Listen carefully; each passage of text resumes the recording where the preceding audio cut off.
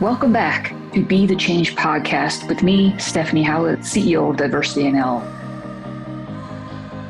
Have a listen as we explore real life, vulnerable topics on diversity, equity, inclusion, and belonging.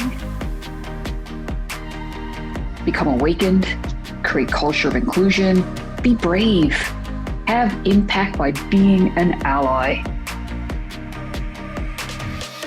Explore how you can be the change that you always wanted to be. We respectfully acknowledge the territory in which we gather as the ancestral homelands of the Beothuk, and the island of Uktamaguk as the ancestral homelands of the Mi'kmaq and Beothuk. We'd like to recognize the Inuit of Nunatsiavut and Nunatukavut, and the Innu of Nitassinan and their ancestors as the original people of Labrador. We open our hearts and minds as we strive for respectful relationships with all First Peoples of this province. We search for collective healing and true reconciliation as we honor this beautiful land together and commit ourselves to being stewards who will respect the cultures, traditions, and ceremonies of all who call it home. Welcome back to Be the Change podcast. I have a special guest today, Joanne Bath. Joanne and I would have met many moons ago as we're both kindred spirits and social workers for Memorial. Joanne is now the lead teams.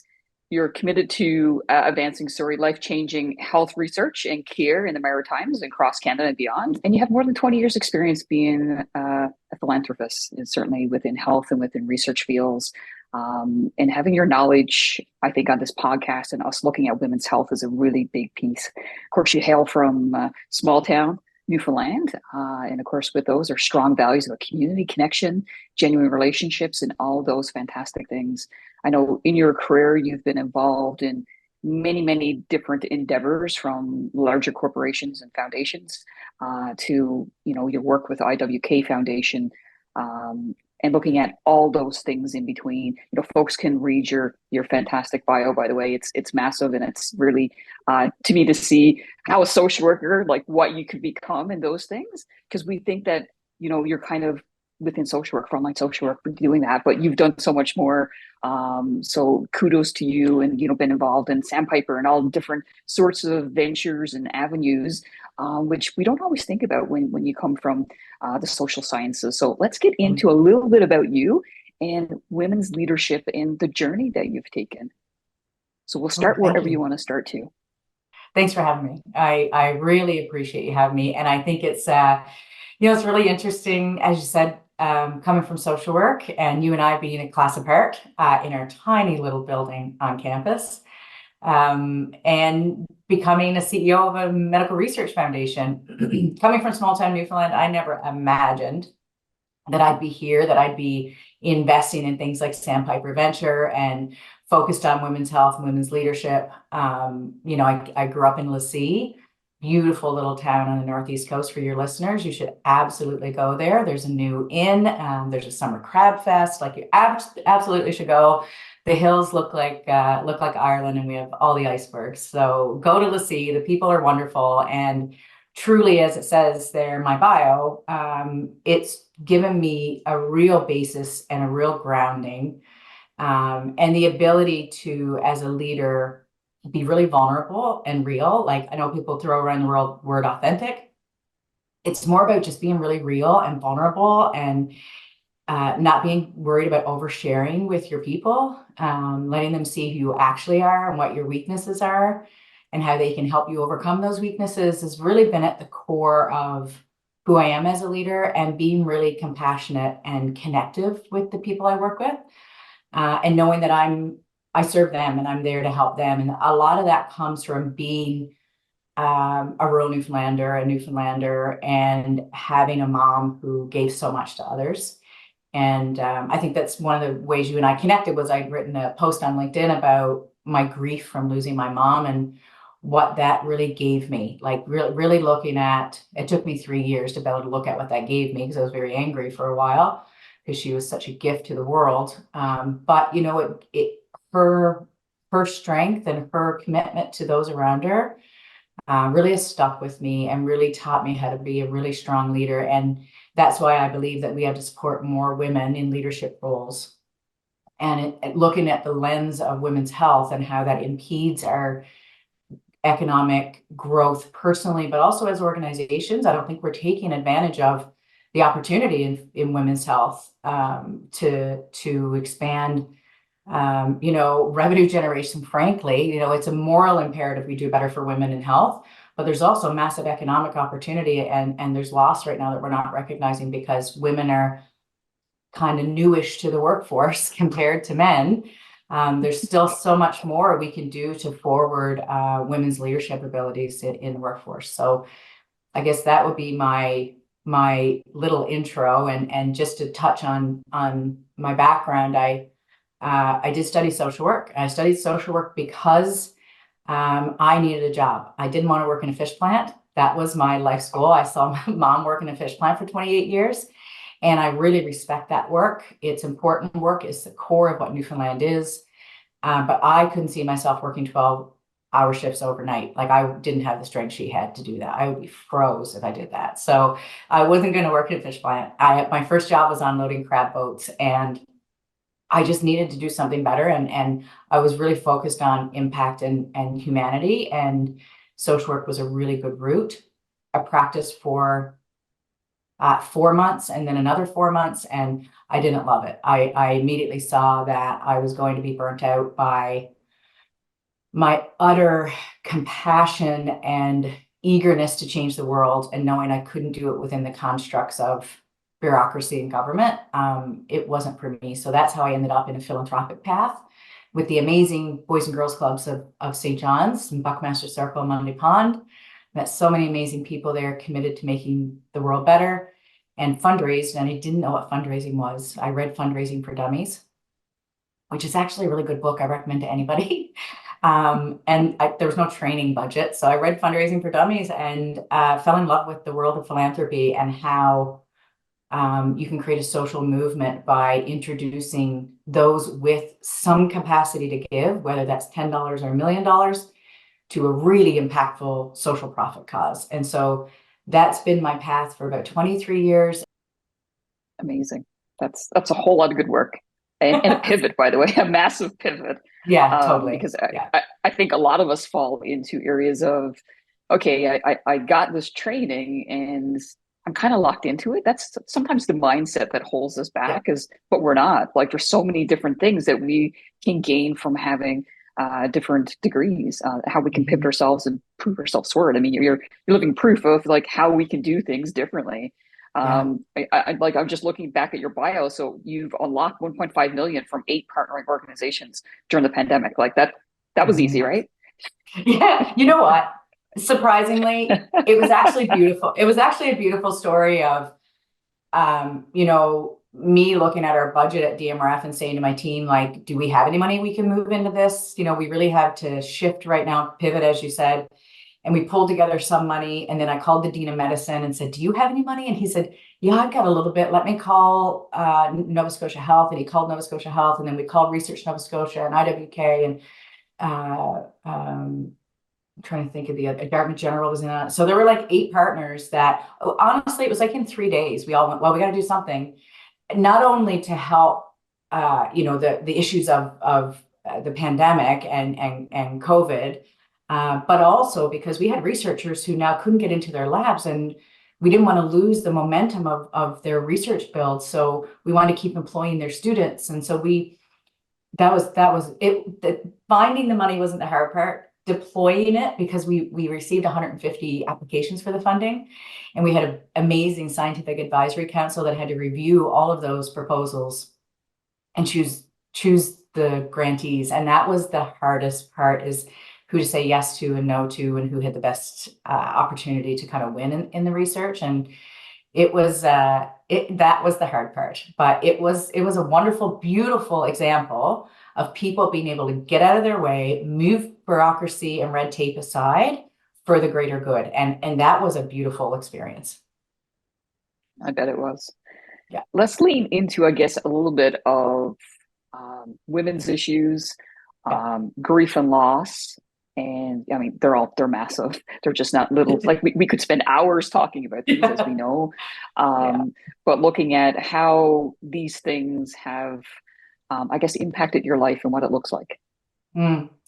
Well, I guess let's start with grief and loss. I've been through a lot of loss in my life, and I have friends who look at me and say, Jesus, can you get a little break? But I do think that those who've been through great loss learn great compassion and can apply that in their everyday lives, because now they understand what someone else might be going through, and they can apply that in, for example, as a female leader, I can look and say, well, this person's having a rough day. I'm just going to lay off and support them.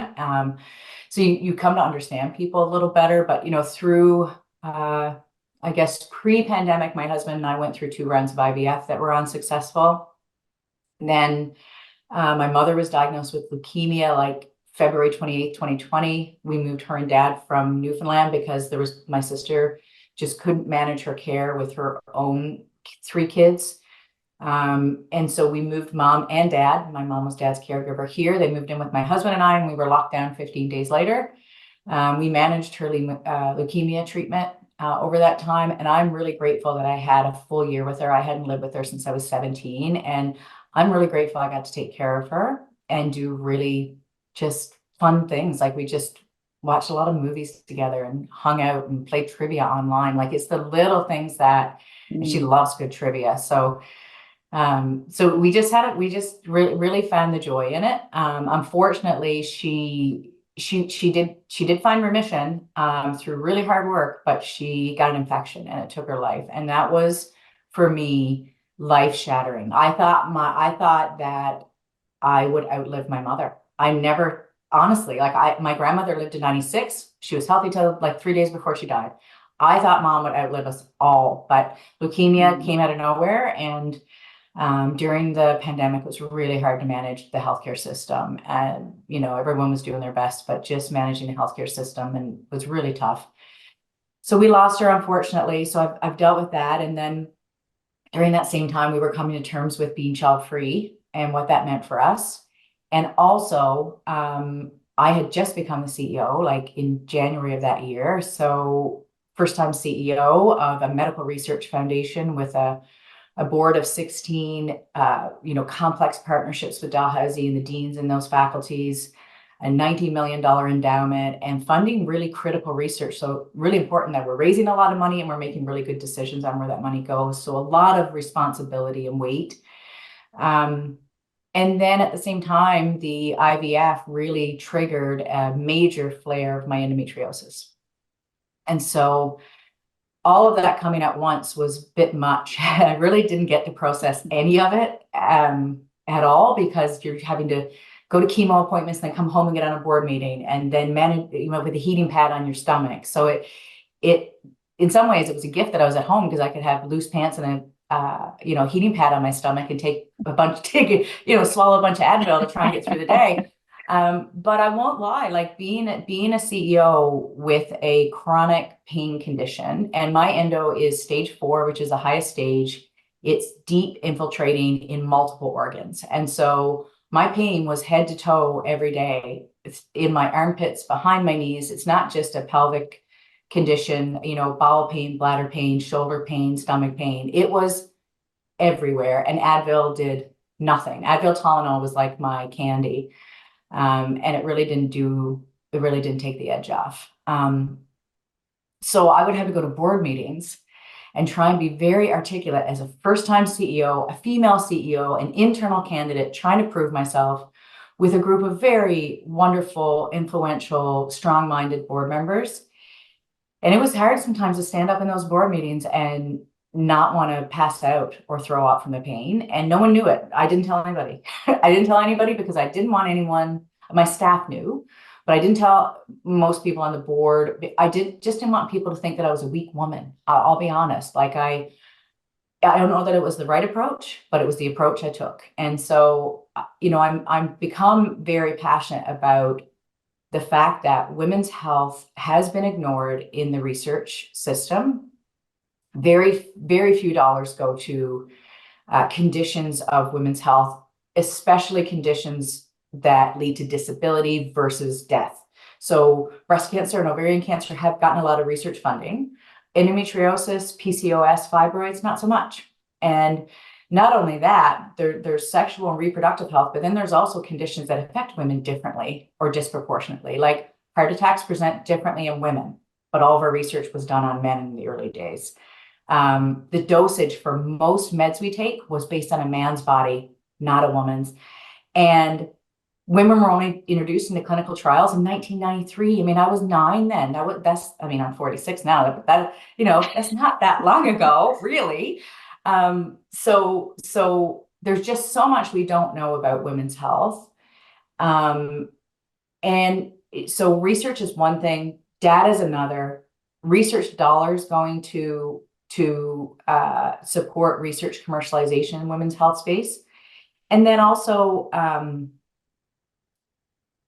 looking at things like our business policies and how are we supporting women in the workplace in terms of benefits, in terms of workplace policies and benefits that like, for example, there's some companies now that are introducing sick time for anyone with a uterus around the time of their cycle. So imagine someone with a very heavy period who has to go to work and you're like terrified all day, you're just feeling shit, and you're at work pretending like everything's fine. Imagine if you could take a day off just to manage that or work from home. So there are some companies making some changes, but I think we, as employers, we had to look and examine our policies. We had to look at ways to include women in decision making, so their voices on these benefits decisions. And we also have to create a safe work environment where women can actually talk about menopause without a giggle. We can talk about perimenopause, and we can talk about even things like in schools, young girls. When I was 11, I got my first period. I clearly had endometriosis then. I was debilitated.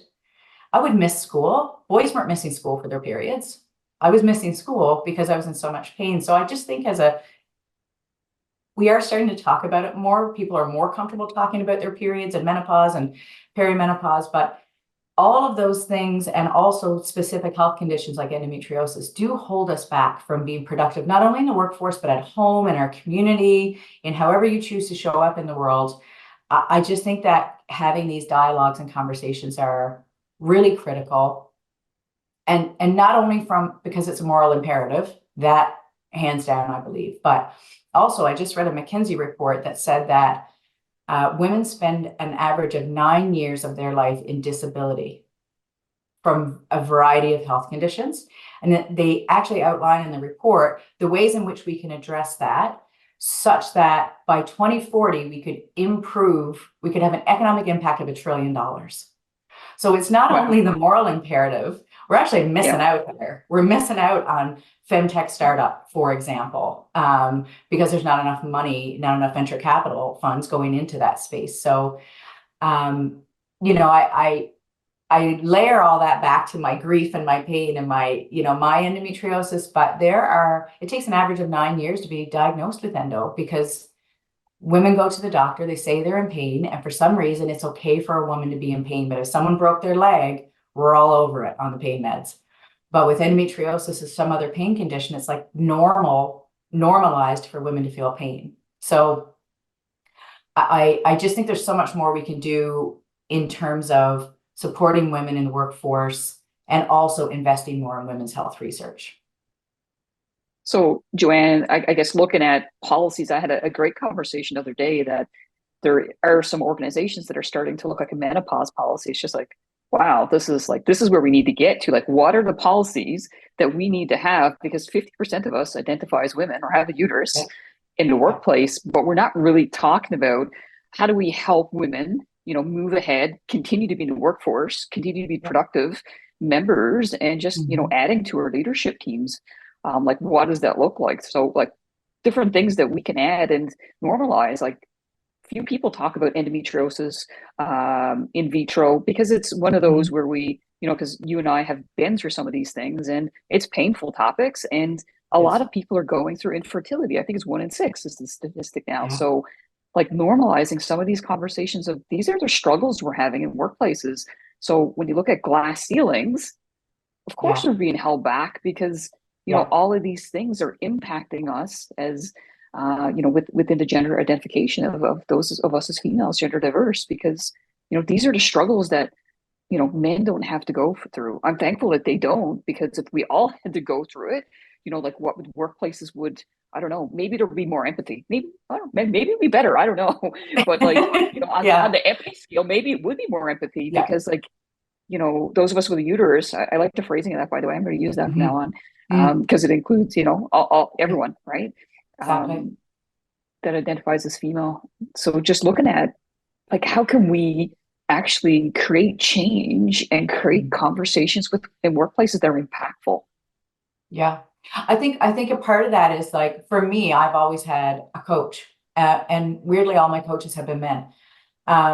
But I've always had a coach that's helped me think differently, to grow. I Mm-hmm. personally have a complete growth mindset. I love 360 reviews. The first one I ever did was painful, shocking. I hated it. But once I took it on board and went, oh, okay, yeah, those are the ways that I can actually be a better leader.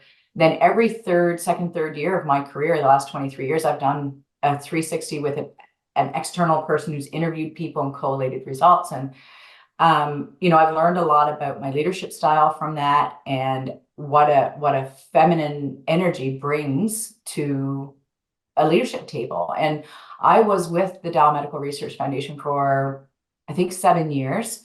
They had gone through a CEO change about 3 years before. I was there for 10, but at like year 5, they went through a CEO change. And I didn't compete for the CEO role, even though I felt I was ready, because I was trying to get pregnant.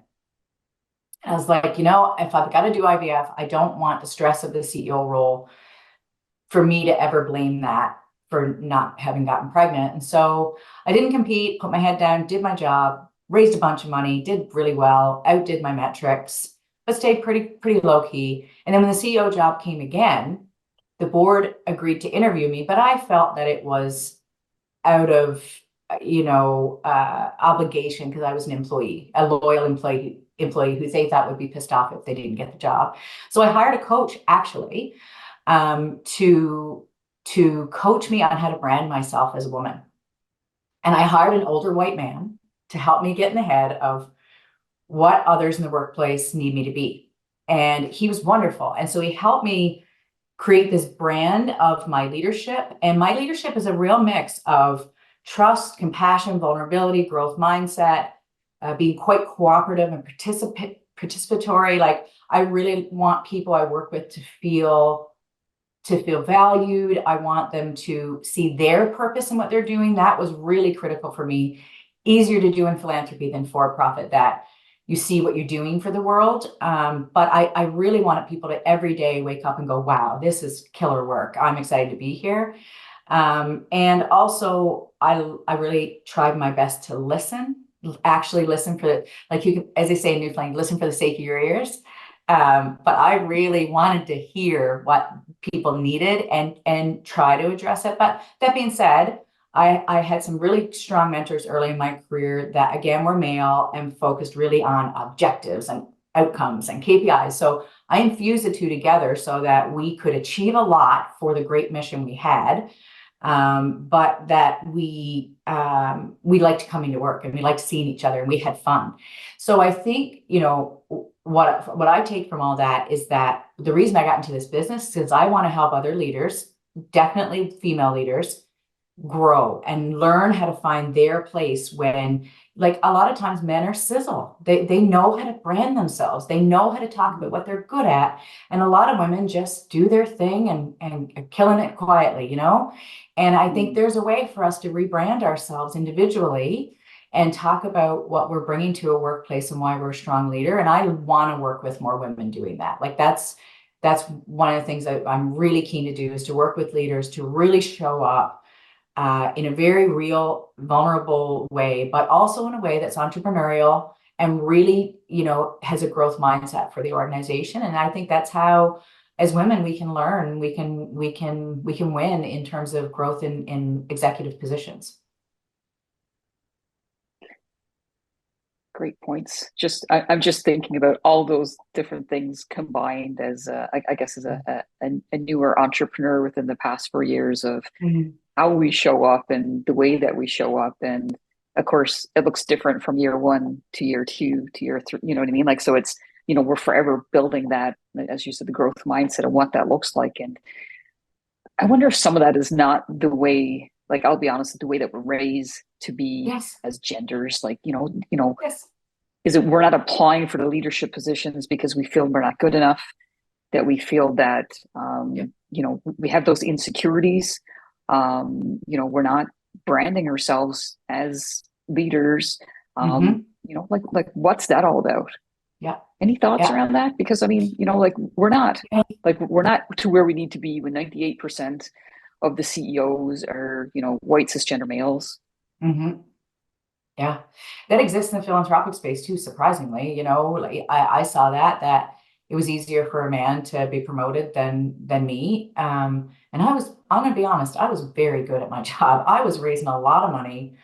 I was really working hard at being better every day. And I would see men around me just so confident, like just so confident that they could take any job. And it took a lot of work for me to even now, like even in my own business, sometimes I go, why are people taking my advice? Like I have that moment and people are literally calling me and saying, will you come work with me?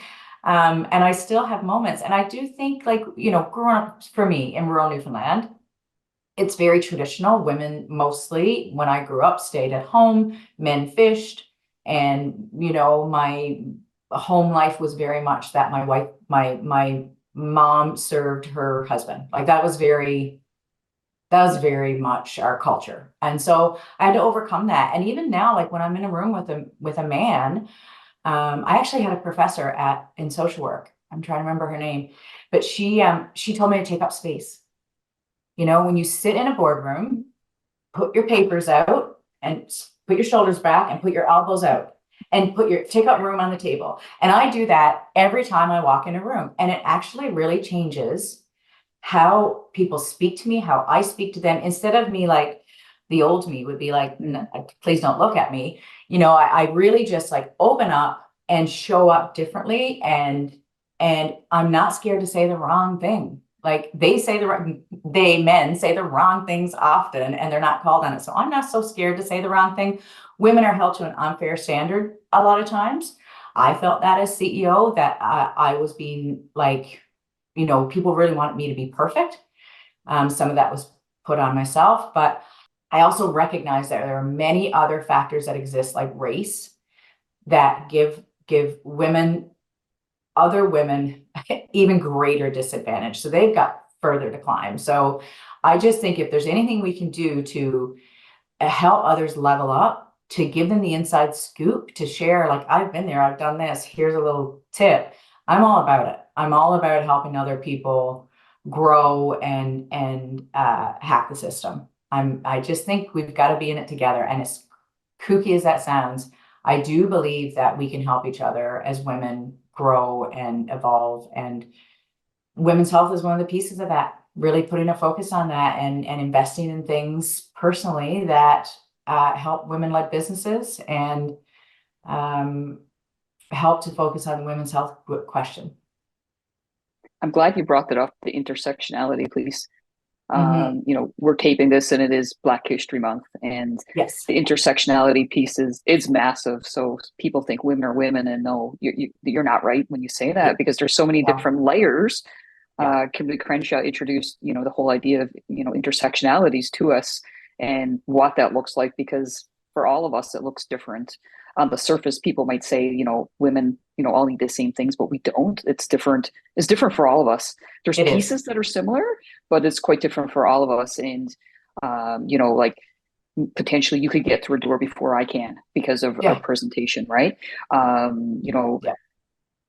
The full femininity piece versus, I'm gonna honor my butchness, my, the piece that, like my fullness of being my authentic self. So like, and then if you have someone that's Black, or if you have someone that's Asian, or someone that's has a disability that you can visually see, like all of these things, or Indigenous, like all of these things play a role in, we don't always talk about that. Like so it's the equality versus equity. So and what that looks like as well in organizations, which we actually never talk about. It's like, how do we that piece support folks? I agree completely. And as the CEO of DMRF, I recognized that I was a white woman and wanted to fund we created a mission-oriented research strategy. One of those pillars was equity and equality in health.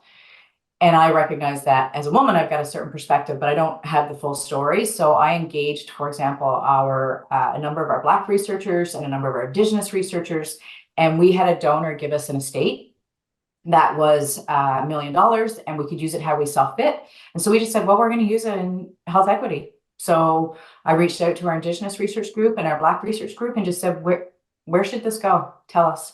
And we took their lead. And for example, Black women have denser breasts and should get screening earlier.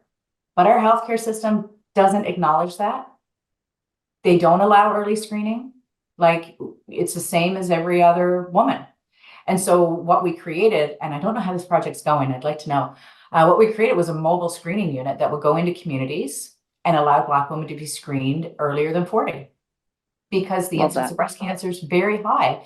And so I didn't create that. I don't take credit for that. I credit the donor who gave the gift and said, use it as you see fit. And I credit those researchers who dreamed up the idea and who have a much deeper understanding of the barriers to health and barriers to access to healthcare than I do. And so I want to do more of that, like over my lifetime. That's what I mean by hacking the system. Like, let's just do stuff. Who's gonna say no to us? And then the other thing we created was a Pride grant for health in the LGBTQ plus community.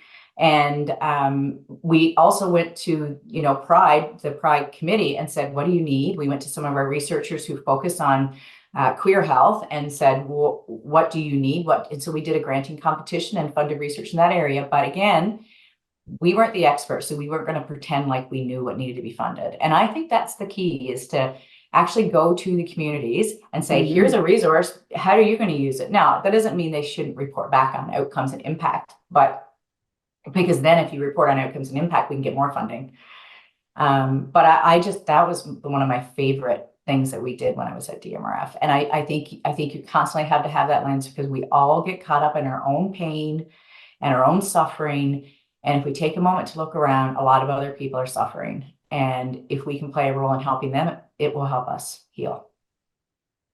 Absolutely. So a couple of takeaways: paying it forward, looking outside our own selves, and because we do get caught up in our own selves and what that looks like. But, I love that, looking to partner with different communities. And, as Caucasian white women, that we are the ones that need to be allies to Black, Indigenous, disabled communities, like looking at how do we help, right? Like, how do we help? Because we are the ones that need to help and need to recognize our privilege and our powers that we have. And how do we open those doors, windows?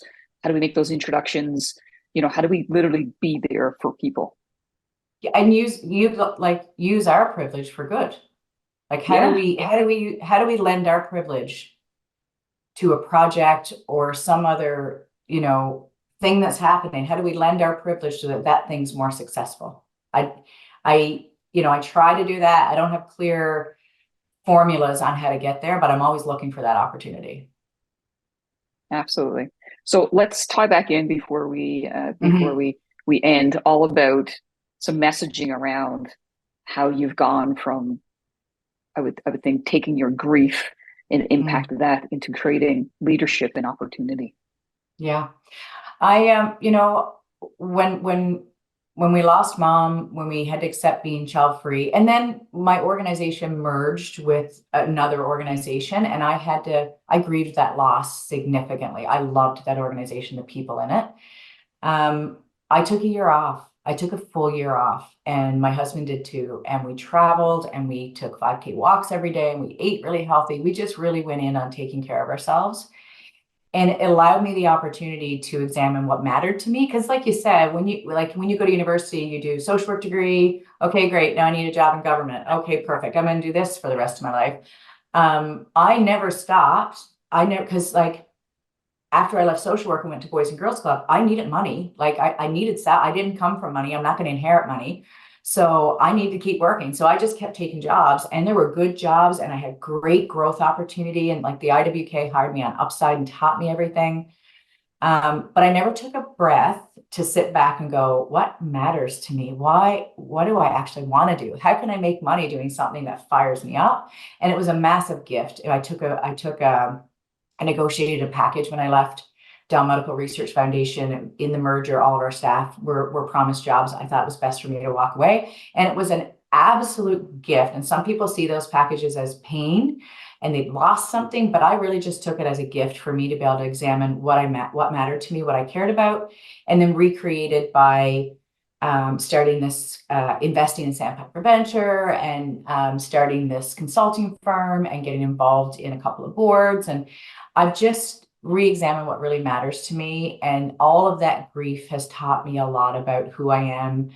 And even though it hurt, the grief still hurts all the time. I mean, I also lost both of my dogs in the pandemic, and it all piled on. But on the other side of it, I'll say I'm sort of on the other side, about 3 years out, I'm able to look back, feel the pain, and still feel the loss. And I had a therapist say to me, "Isn't it lovely that you love them so much that it hurts so deeply?" And I thought, yes, like that is so true. If I didn't love my mom as much as I did, it wouldn't still sit with me. So I just take that pain as positive and try to learn from it every day and just live life. Like we're all going to die. We're all going to die. So let's just do the things that we love and be with the people that we love. Absolutely. And that's the living piece, which is hard after grief. And when you're going through grief is how do I go forward and moving? And I think that's a great takeaway is, growth. And I think all of us have growth to do. And it is great memories from all of those directions and, cherishing the memories and what that looks like for you in next steps, by the way. I'm looking forward to seeing how your leadership firm grows and blossoms and how all those things pan out. So thank you very much for being on the podcast. And if folks want to reach out and do some mentorship, do some learnings, connect in with you, how can they do that? I'm on LinkedIn, or just give me a call. People have my number. Thanks so much. I'm pretty open. I'll pretty much have a coffee with anyone. I'm a very curious person. I love learning about people. So any way that I can help, I'm really keen. And especially as it relates to Newfoundland, I'm absolutely in love with Newfoundland and I'm looking for ways to give back. So fantastic. Thanks for joining us. Yeah. Thanks so much for the time. Thanks so much for being with us today. Comment below, subscribe, connect with me at Stephanie@diversitynl.com or on LinkedIn. Be the change.